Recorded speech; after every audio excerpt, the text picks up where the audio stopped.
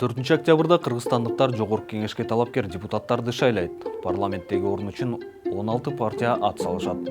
Бул видеодо Мекен ынтымагы партиясынын шайлоо алдындагы программасы жөнүндө. Мекен ынтымагы 2010 жылдын жайында пайда болгон. Партиянын негиздөөчүсү жана лидери Темирбек Асанбеков. Асанбековдун партиясы 2010 жана 2015 жылдарда парламенттик шайлоого катышкан. Бирок бир дагы жолу жогорку кеңеште орун ала алган эмес.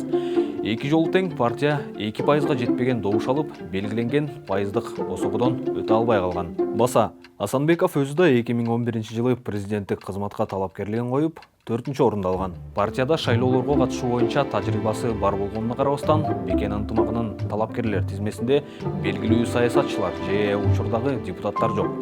Ал эми партиянын тизмесиндеги алдыңкы 10 кишинин 6оосу жумушсуз экенин көрсөткөн. Партия шайлоо программасында экономикалык өнүгүүгө басым кылат.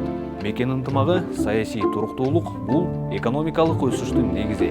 Ошондуктан коомдун бардык катмары менен диалог түзүү керек деп эсептейт. Партия жумушсуздук маселесин чечип, өндүрүштү жана улуттук кирешени көбөйтүү үчүн өкмөттө аналитикалык органын түзүүнү сунуштап жатат. Ошондой эле саясий бирикме ишкерлерди, эгер алардын жылдык жүгүртүмү $100,000 ашпаса, бардык салыктардан бошотууну сунуштоодо. Партиядагылар өкмөт энергетиканы өнүктүрүү маселесин артыкчылыктуу максат кылып бекитиши керек деп эсептейт. Мекен ынтымагы программасында өлкөнү 5 жыл ичинде тышкы карыздан кутултуп, ошондой эле саламаттык сактоо жана билим берүү тармагында реформа жүргүзөөрүн убадалайт. Мекен ынтымагы өлкө экономикасын республиканын географиялык жайгашкан жерине, ошондой эле анын климаттык жана адамдык ресурстарынын негизинде өнүктүрүш керек деп ойлойт.